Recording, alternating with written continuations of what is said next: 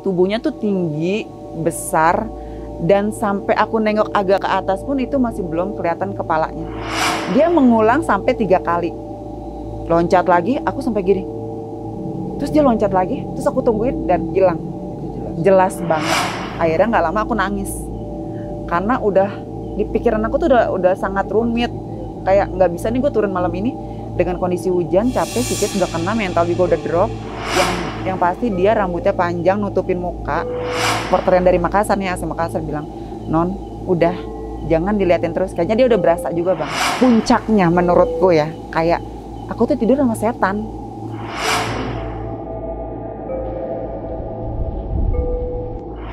Assalamualaikum warahmatullahi wabarakatuh. Kembali lagi di YouTube channel gue, Willy Kurniawan. Malam ini gue akan membahas satu perjalanan di Gunung Latimojong. Ada cerita apa aja dari salah satu narasumber yang gue hadirkan malam ini, Dewi Nur Fadila.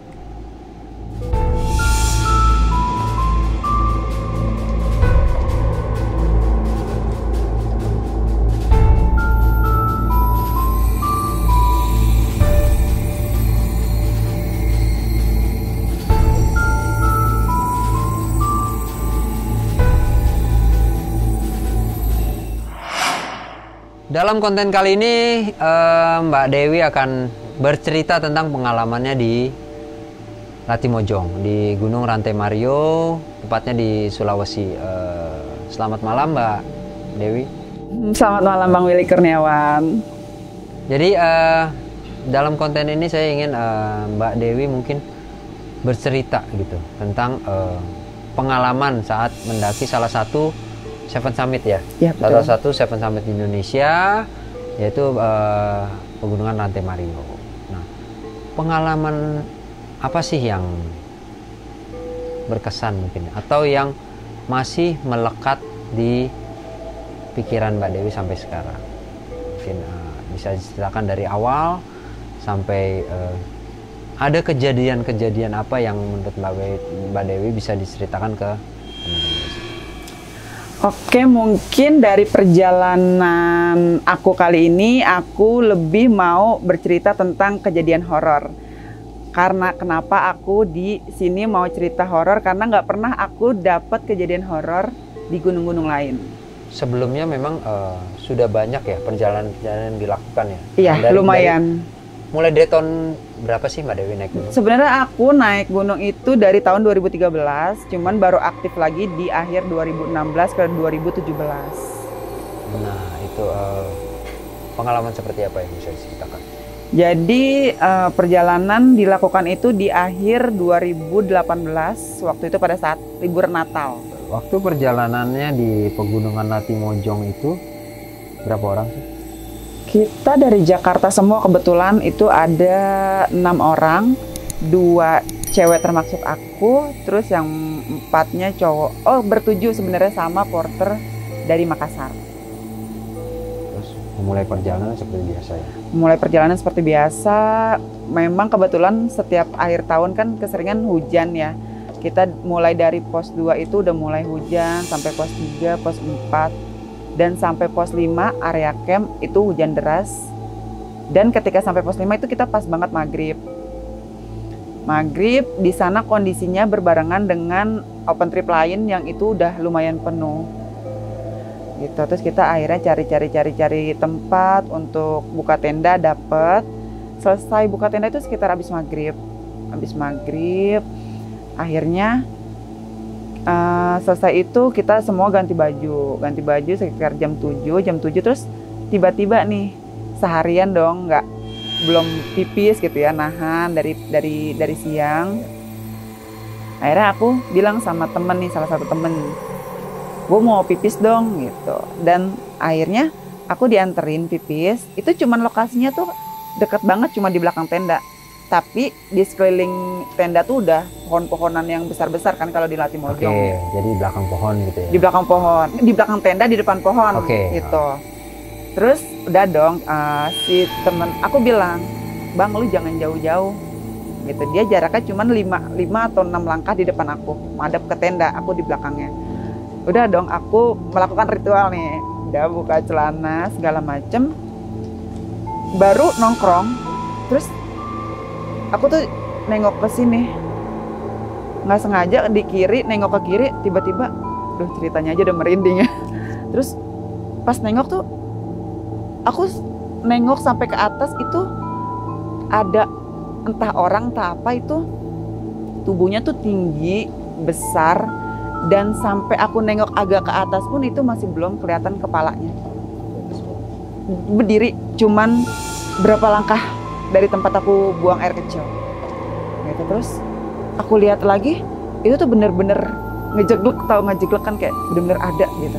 Jelas banget bentuknya tuh hitam banget, dan itu tinggi besar. Sampai aku udah nengok agak ke atas belum kelihatan entah itu tangan atau kepalanya pun, berarti kan itu besar banget ya bang ya, besar banget. Terus aku nggak banyak cincong, belum selesai pun aku udah buru-buru langsung aku masuk tenda. Sampai tenda aku cerita, gue ngeliat nih. Terus kata temen aku, ya udah nggak usah diingat-ingat, kan gue udah kasih tahu. Dia sebelumnya memang ngasih warning kalau di pos 5 itu lumayan banyak pengganggunya. Oh itu yang nganterin guide berarti? Guide-nya. Guide dari Makassar memang udah cerita kalau sebenarnya ada sesuatu di... Iya, memang banyak kejadian di pos 5 ini. Makanya kita disuruh dimanapun ya, bukan cuma di Latimojong aja, dimanapun kalau kita naik gunung kan suruh jaga attitude, jaga omongan. Betul. Gitu. Namanya kita datang ke tempat orang gitu harus jaga, benar-benar ngejaga gitu. Udah selesai itu, udah tidur kayak biasa. Sempat kita cerita berarti ya, sempat cerita sebelum berarti ya. Sebelum melakukan pendakian di briefing kan. Tapi nanti, setelah melihat sempat cerita, terus dia bilang, oh ya udah gitu, nggak apa-apa gitu. Baca. Tapi nggak ada jawaban ya siapa? Nggak ada, apa itu? Nggak dikasih penjelasan, cuman oh ya udah. Dia juga mungkin tahu memang ada di situ. Ya. Singkat cerita, kita pagi bangun summitnya kebetulan kesiangan karena kecapean semuanya, habis kehujanan. Udah kita sampai puncak jam 1 siang, alhamdulillah dikasih cerah. Nah pas baliknya, kebetulan tim lain yang lagi ada open trip juga kan yang tadi aku udah sempat bilang, itu mereka lebih siang daripada kita. Nyampe di puncaknya? Summitnya. Jadi kita udah nyampe puncak, dia baru naik, dan akhirnya tim kita udah turun nih, ketemu di jalan, dia baru naik, kita udah turun. Aku memutuskan untuk sama si tim leadernya turun duluan karena mau bantuin masak. Kita sampai di pos 5 itu jam 1 siang. Jam 1 siang cuman berdua. Nggak ada orang sama sekali di sana karena semuanya pada summit kan. Jadi cuman aku sama leader aku karena kita mau masak. Berdua ya? Berdua. Terus aku lagi buka sepatu nih di depan tenda. Si leader udah masuk tenda duluan karena mau ganti baju, nyiapin makanan. Aku di depan tenda lagi buka sepatu dan lagi aku dikasih lihat. Itu masih terang ya? Itu jam 1 siang. Dikasih lihat lagi penampakan yang memang seumur hidup aku tuh belum pernah ngeliat yang kayak gitu.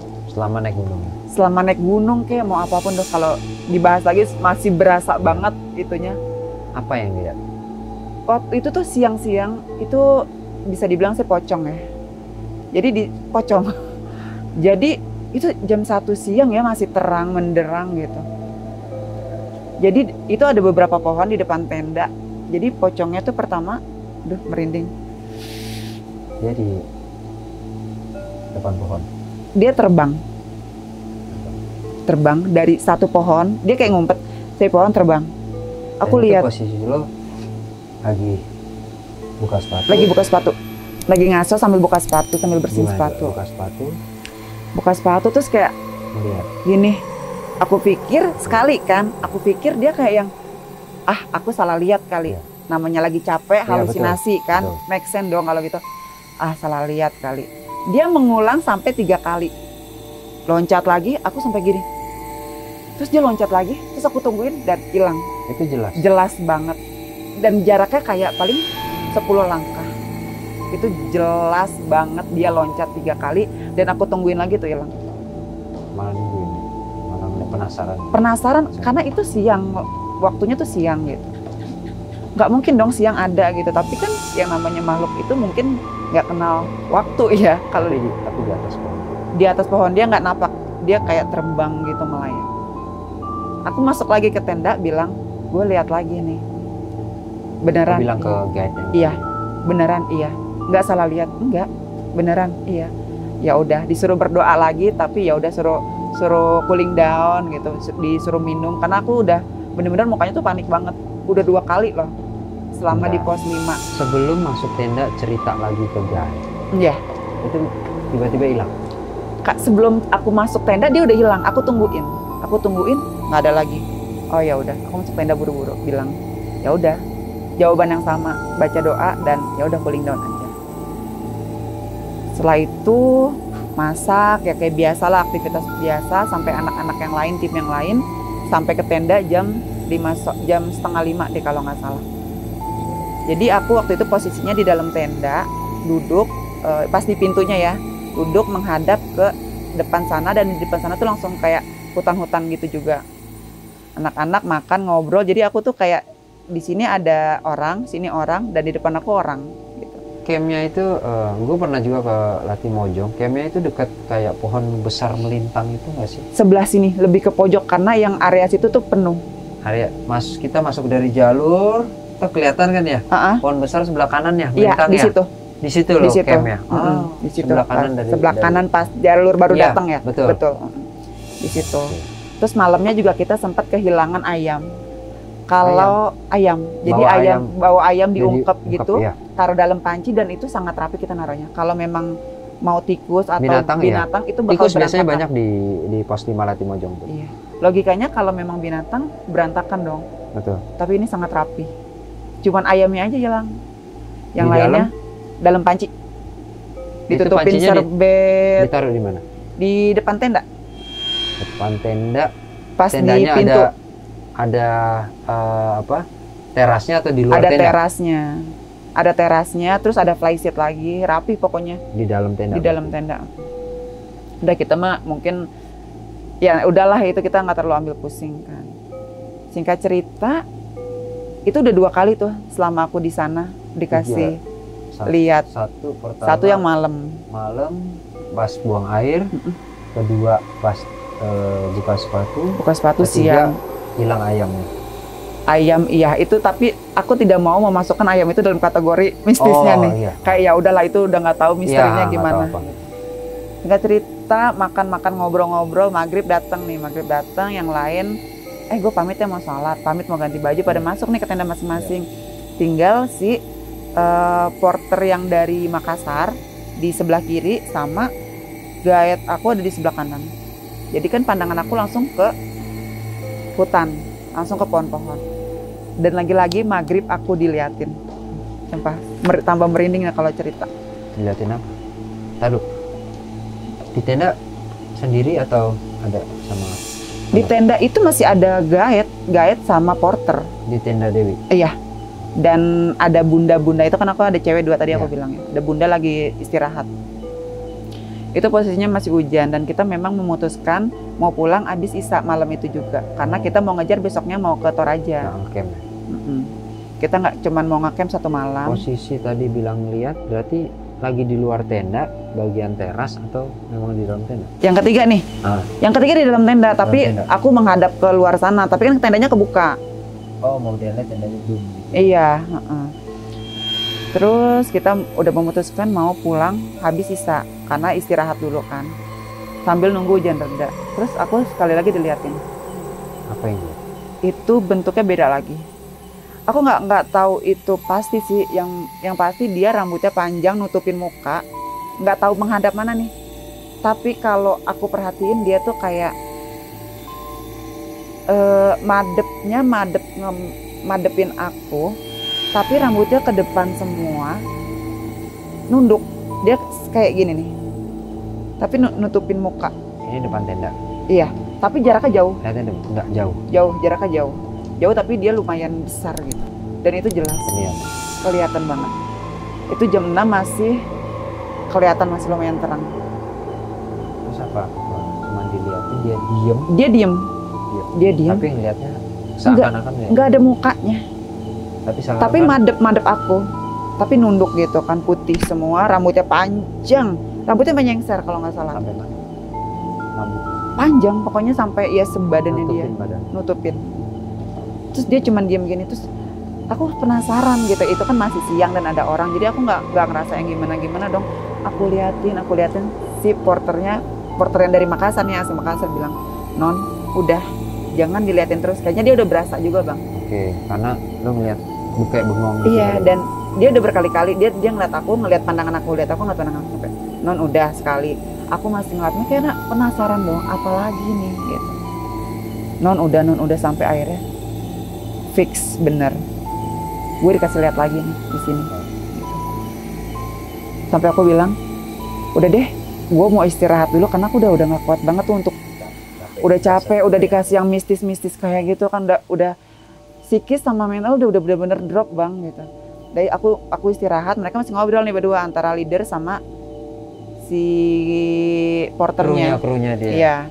Aku tidur, aku sleeping bag kan gitu kan. Terus aku sambil mikir kayaknya gue nggak sanggup nih.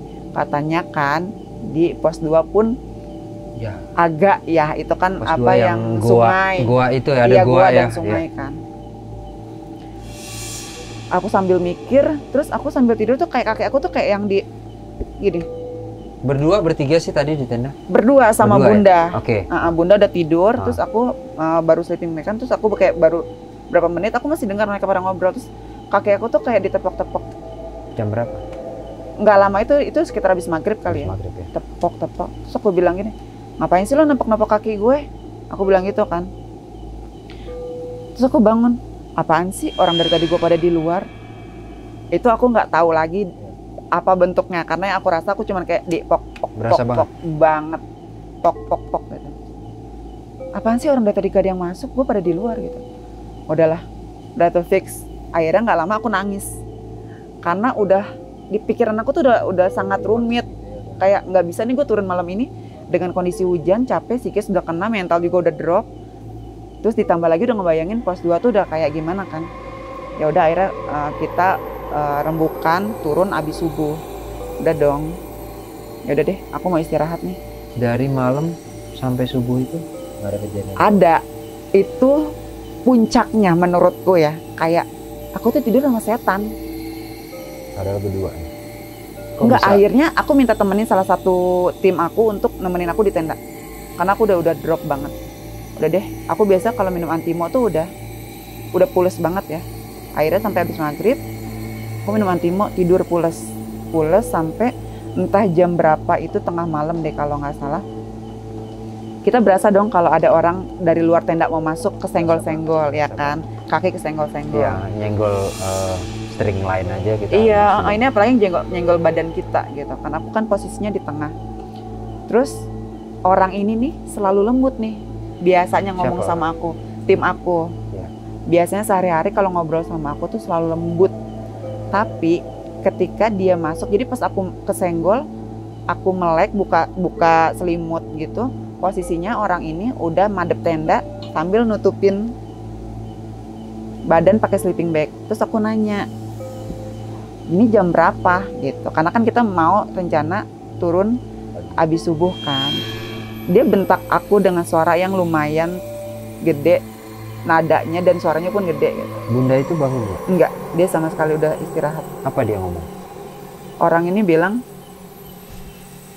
sambil bentak dan suaranya agak besar. "Udah lu tidur aja, nggak usah nanya jam."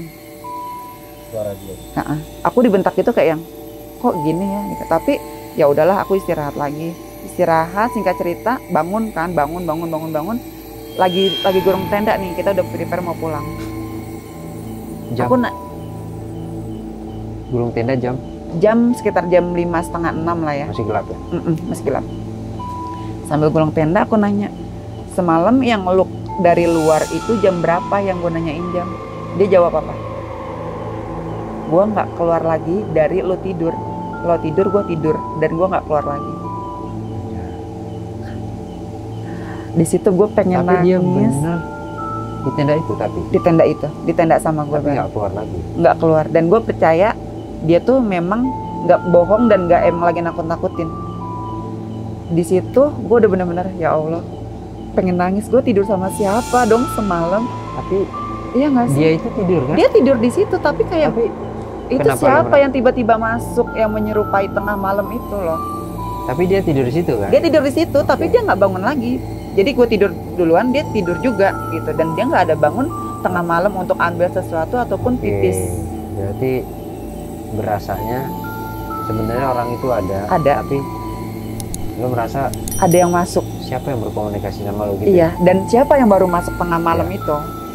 Gitu kan. Terus aku udah ngembeng air mata, udah kayak ya Allah apaan sih, kayak siapa? Iya, kayak takut atau ya udahlah. Akhirnya kita udah selesai packing segala macam, kita turun dan sampai bawah.